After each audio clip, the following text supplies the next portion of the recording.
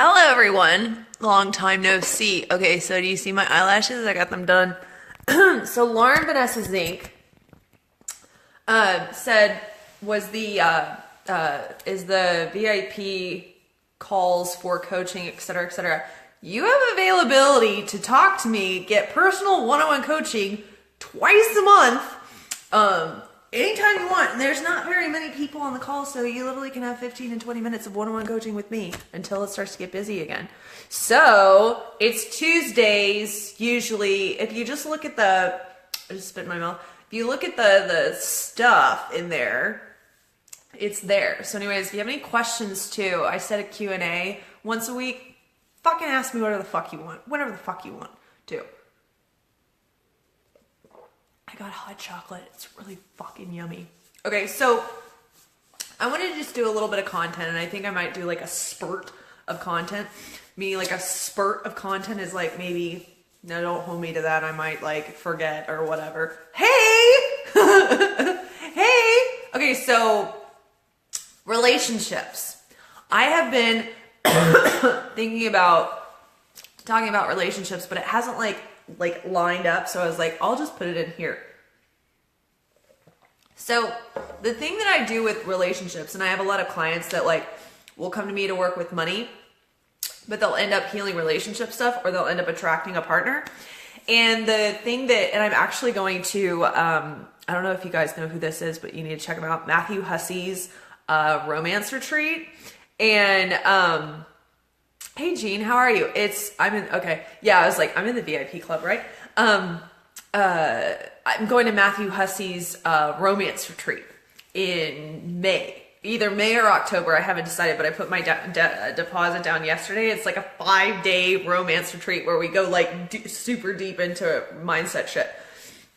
So anyways, and I'm single now, so it's a good way to like, and his like methodology is like, he tells you to like go date a lot, like go out and date a lot. And I don't really like to do that. So it's like really out of my comfort zone. So I'll keep you guys posted on that.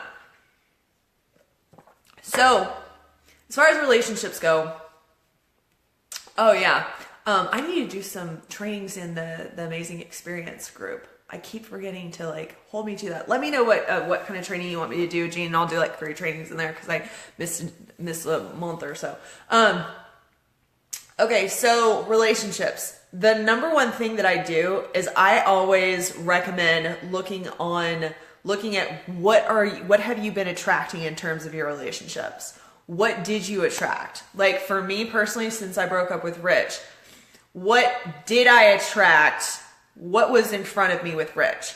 I'm doing a year-long love coaching program this year too. Love is my priority in 2018. We should talk, Lauren. It's well, like I'm kind of in a weird place because we broke up in November or early November, and I'm kind of like, I don't know if I want to date right now, but I know that in May it's like the thing that's gonna like help me align for like stuff, etc., etc. And so anyways, I always like went in terms of somebody who it comes to me for like they wanted to find a partner. I would say, who are your past romances? What are the past relationships that you've had? And let's look at the patterns that have formed from that. And let's look where those roots have begun. So if you had a partner, like I'll give you an example. I don't want to use Rich because I want to respect his privacy. I found out my ex was engaged last spring. I waited 2 years to start dating. Yeah, I know. Men, they start dating so quickly afterwards. It's ridiculous. You just got to take your own time. But that's so normal. It's so normal. I know it sucks and it hurts like a motherfucker. I mean, if I found out that Rich was dating someone or engaged, I don't know how I'd respond to it. It's so strange because last week suddenly I started to wonder if you guys were still together, and I usually pick up on things. Maybe you stopped talking about him. Yeah, I've had a lot of people say that to me lately. They're like, have come up to me privately and said, are you and Rich still, like together? And I announced that we were broken up like last year, but we were on again, off again, on again, off again. And so it was like, it was more business than it was romance, but we were still having really hot sex. So I don't recommend doing business with someone that you're in a relationship with.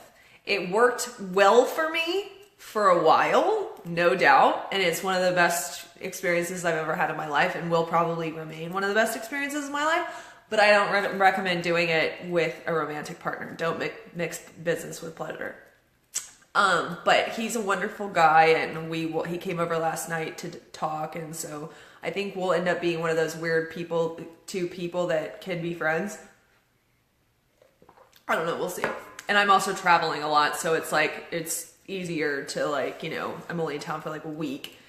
So anyways, what was I saying? So I always look at the partner, the past partners. Hey, Jen Scalia, how are you, darling?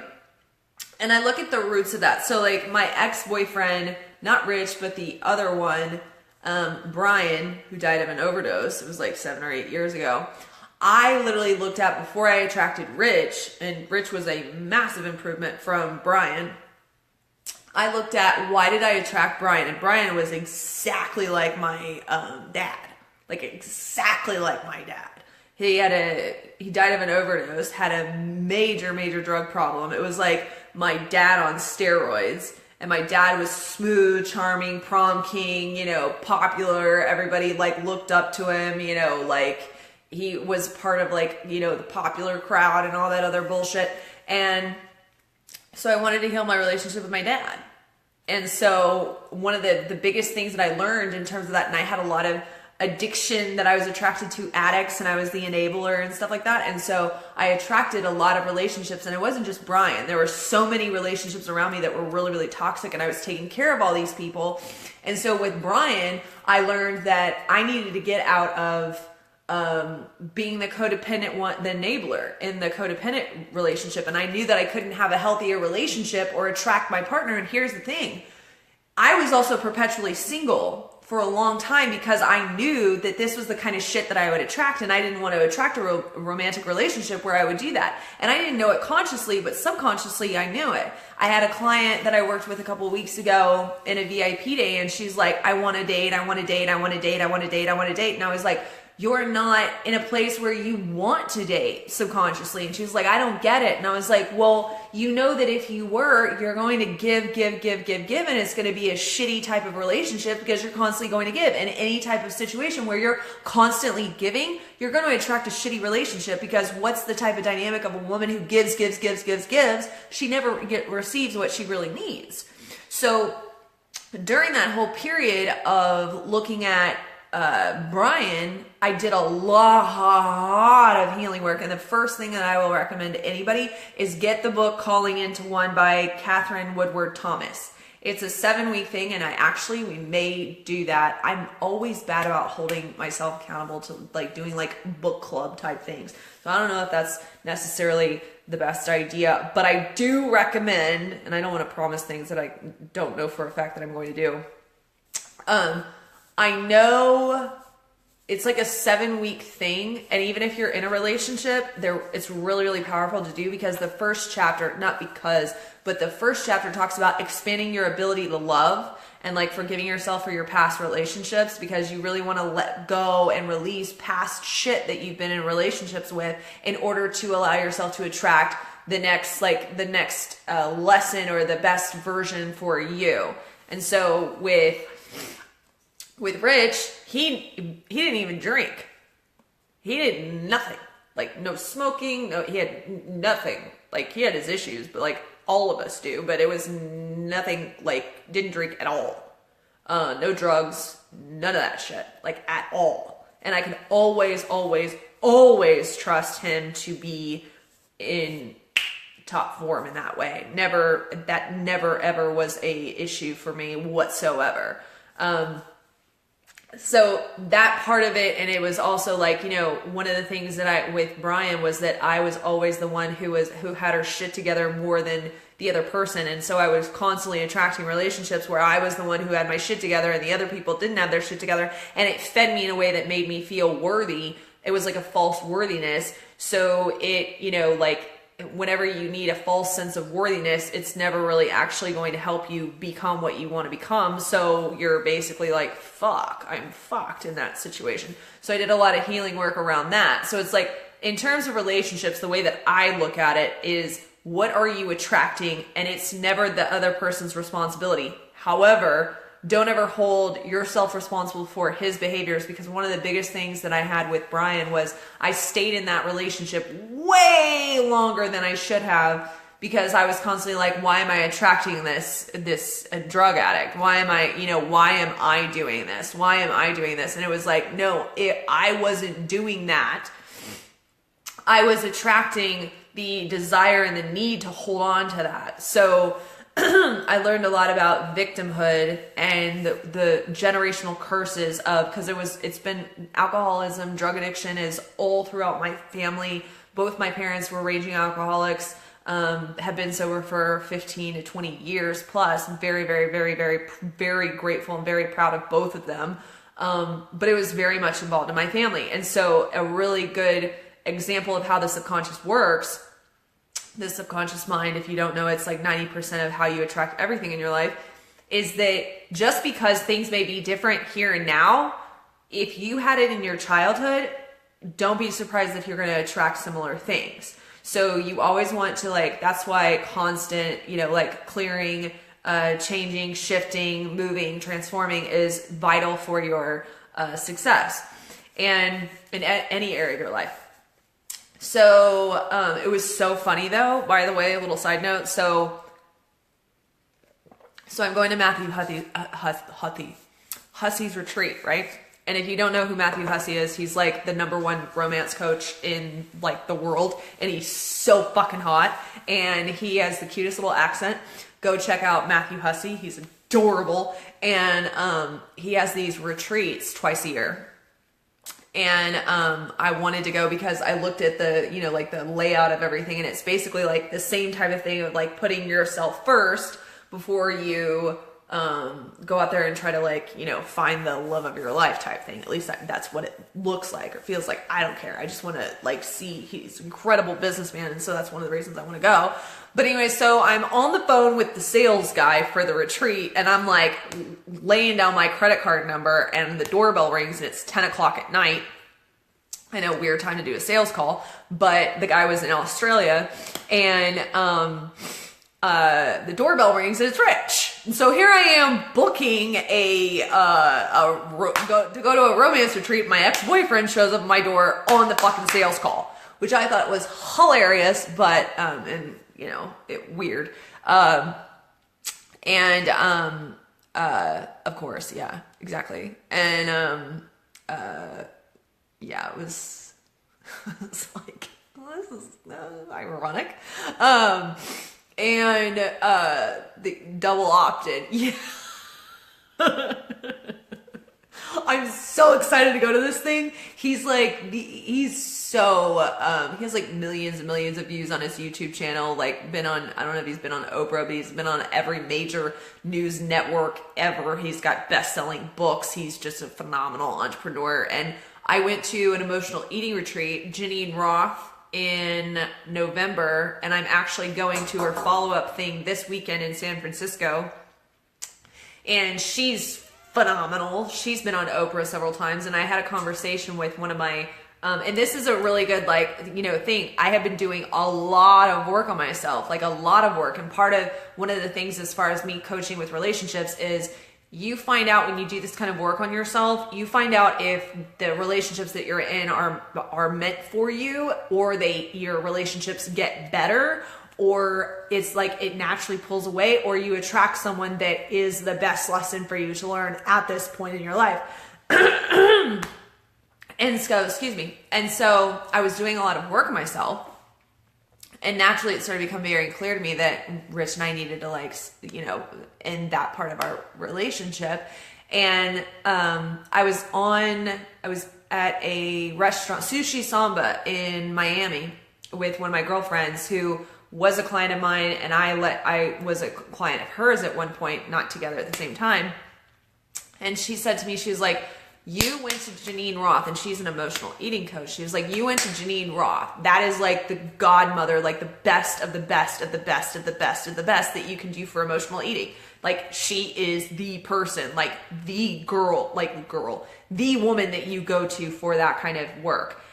she was like, you deserve to go to the best of the best. And I was like, she's so fucking right. Like, totally fucking right. And so as far as like working with the best of the best of the best, one of the reasons why I went to Janine Ross' retreat was because I wanted to see how she did business. I wanted to see how she ran her retreats, because she had over 100 women at this retreat, and she does 2 retreats a year. And I even asked her, like, does she do business mentoring? She thought it was funny. But it was very interesting to see the way that she ran it, the way that she was present with it, the way that different things that she did, how she had her associate coaches running the thing, et cetera, et cetera. And she also has like a number of best-selling New York Times bestsellers as well. And I think that that's so pivotal to be in that vibration. And so when I was looking at other retreats, because I just wanted to just dive into going to retreats, because I didn't necessarily I wanted to do a lot of work on myself before I go to the next level with my business. And I mean, if it naturally happened, like, and when I say the next level of my business, I don't necessarily know what that next level looks like.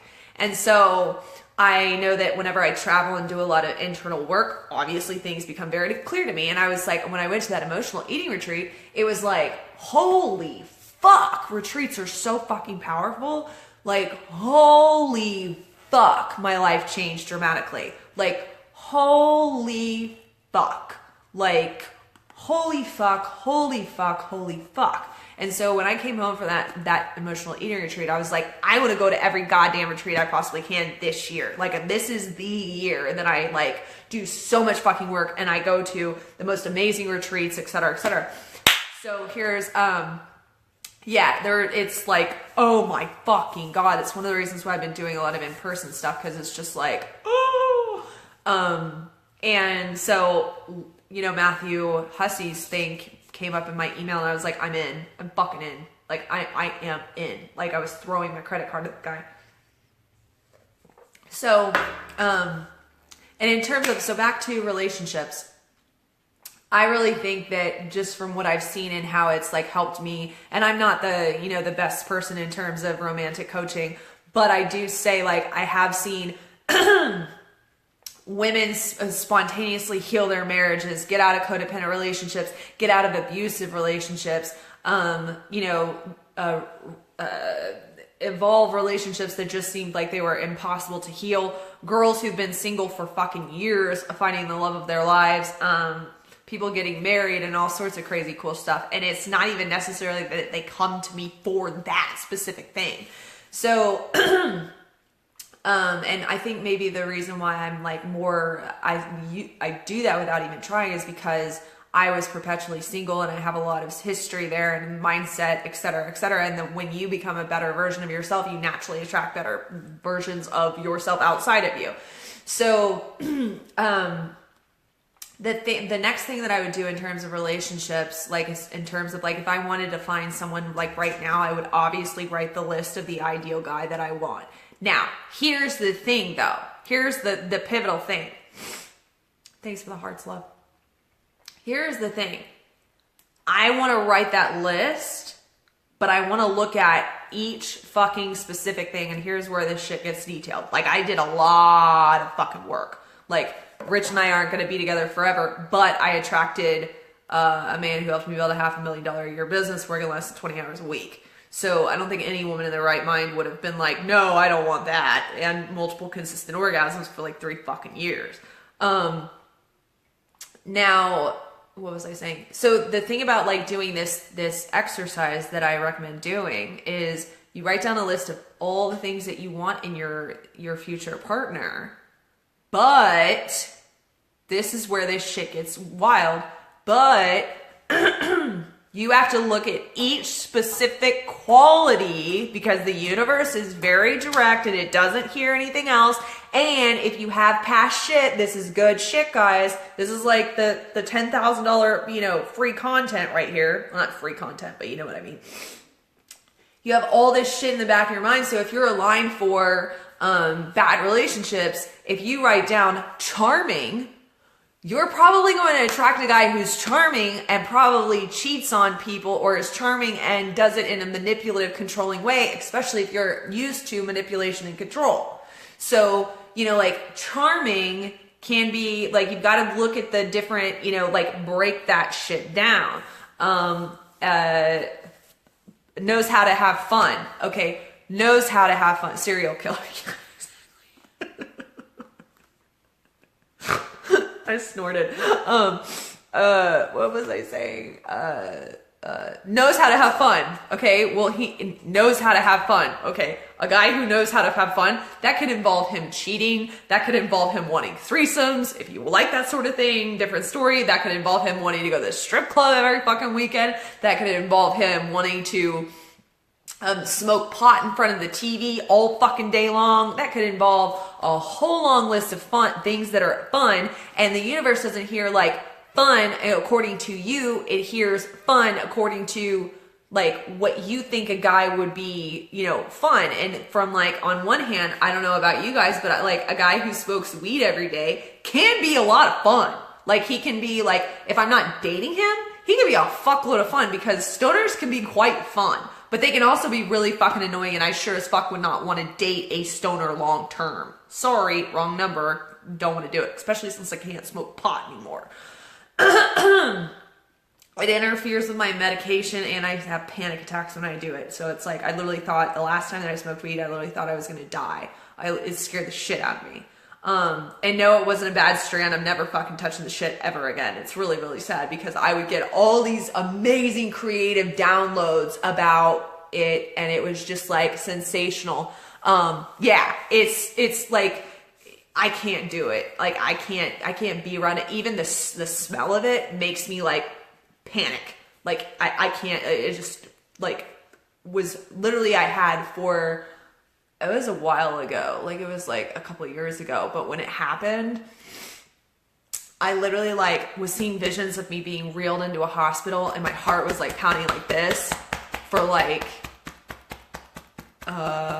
4 or 5 hours. Like I was like, I need to go to the hospital. And my friends were like, Molly, you're just having a panic attack. And I literally felt like I was like, and finally when I got home, I was laying in the shower, and I realized that my heart, like, it wasn't pounding. It was that I was thinking that it was pounding. But because normally in those types of situations, because I have health anxiety because of my seizures, and I'm more able to, you know, like, okay, Molly, this is anxiety, and I'm able to work through it relatively quickly. And it's significantly lessened with a lot of the things that I'm doing. But given that it was weed, I was like, you know, and they don't recommend that you smoke weed while you're taking seizure medication. So I was like, oh, fuck. And, and I was thinking I'm stoned, so I can't have control over what I'm thinking, blah, blah, blah, blah. So it was scary as fuck. So in other words, this is another thing. He knows how to have fun. Does he smoke weed? Does he drink like a fish? Does he, in terms of knowing how to have fun, there's plenty of guys out there who are like, I know how to have fun, and I'm not going to tell my girlfriend what I'm doing when I'm out with my boys. That type of thing. Aggressive. Like, I'm thinking about, like, put in qualities that you would want in a partner. Lauren, give me some qualities of a guy that you would be interested in, that it may or not be kind. Like, really listen to this. Kind. Okay, a guy who's kind, is he being kind because he's making up for mistakes that he's made in the past? Or is he being kind because he's, it's funny that we both said that. Is he secretly doing shit? Is he doing shit behind your back? Compassionate. Okay. Is he compassionate all the time? Now this is a little side note here. If you say you want compassionate, are you necessarily really going to find that attractive? Because a lot of us will say we want a nice guy or a compassionate guy, but if it was right in front of our faces, would we actually be attracted to it because of what we're normally attracted to? I know we've all had those moments. So it's kind of like, how do I allow myself to be attracted to that? Okay. Now, if you want to, we can do this. Write down a list of things that you want in your partner. Put them in the feed, and I'll look at them and make some comments. But you have to tag me, because I've got like 15 different programs, and courses that I've got going on. So if I don't see it, it's because of that. And I've got like 100 notifications 2 or 3 times a day. And I'm not saying that I'm popular. I'm just saying like I've got a lot of shit and I'm trying to like weed through it. I literally have like 5,000 emails in my email account right now. And I'm like, Savina, I need it for like trash this shit. Yeah. Put it in the group. Put whatever the fuck you want in the group. And seriously, if you have questions or anything, just fucking let me know. I'm here for you. And again, if I don't see it, like within 48 hours, if you tag me and I don't answer within 48 hours, tag me again. Because normally I'll get to it, but if I don't see it, it's because I don't see it. And I've got like a lot of shit going on. And I want to be here for you as much as I can. And I tell my high-level clients, I've told my high-level clients, totally.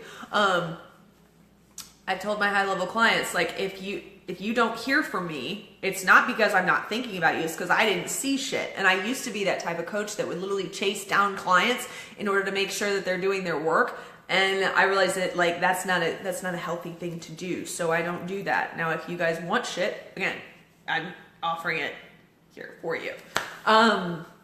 What else? So let's start there. And I'll put some other shit in there. And so I'm wondering, this is actually helpful because I might actually put out a romance course that's also kind of like correlated to business. And I'm trying to figure out how this correlates to business, even though I know that it correlates to business. So if I like work all this shit out in here, I might put it in a like more condensed form in a course. Vogue was on the radio. Come on, Vogue, Vogue, let your body move to the music. Hey, hey, hey. You know that song? Okay, gotta go. Post your shit in the group. If you need me, tag me. And the calls are every other Tuesday look at the thing. If you look in the thread, the call times are announced and it's like that same time.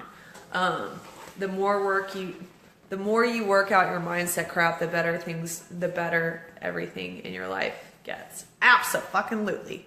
Lots of love. Lauren, I need to come to San Diego. Like I need to have like a little event in San Diego because I need to come to San Diego. I need to do like a California tour because I need to go to like San Francisco and I need to go to LA. I haven't been to LA in like 7 or 8 years. I need to go to LA. Like I need to go to LA. I need to like make up a reason to go to LA and like, because I've been avoiding LA. I have been avoiding LA and I need to be held accountable. I need to make an announcement in groups and shit. Because I had a really, yeah, you're right, they are. I had a really traumatic experience happen in LA, like really traumatic experience happen in LA the last time that I was there, and I haven't been back. And it's not because I'm like, oh God, I don't want to go back to LA, but I'm guessing that that's probably something that's been going on as to why I haven't been back, because I've been everywhere. And I've been to California like 4 or 5 times, at least 4 or 5 times. I don't know who that is. 4 or 5 times, and it's always been in Northern California. I think that's weird. I realized that and I'm going back to San Francisco this weekend. So, yeah, I need to. And in May, okay. Well, in May, I'm going to be going to Fort Lauderdale and somewhere in Central California on the coast. So maybe I could go down to LA during that time. Or in April. That's an idea. Oh, I know. Oh, okay. So I can offer some VIP days in LA and San Diego. Cheers. Okay. Wait, who is Alexander Shakard? Who is that? I don't know who the other person is on the thing. Who is Alexander Shakard? Who is that, Lauren? Matthew Hussey, everybody. I'm so fucking excited. Who is it? I feel like I'm out of my mind. You like my eyelashes? I wish they're... Oh, okay. I want to get more volume on my eyelashes. Oh, okay. He's Swedish. I had to pee so bad when I was getting my eyelashes done. Holy fuck. Okay. So I'm going to do part 2 of this. And so I think I might just put this course or like create this course as I'm like talking to you guys. So, yeah, put your qualities that you want in a dude, and I think I might actually do this with you guys. I don't know if I'm going to put it in the group, but I'll do it in my Google Doc too. All right. I'm excited. Okay, lots of love. Again, if you need me, just tag me, and we'll get this shit on the road. Calls are every other Tuesday. Okay? Mwah. Bye.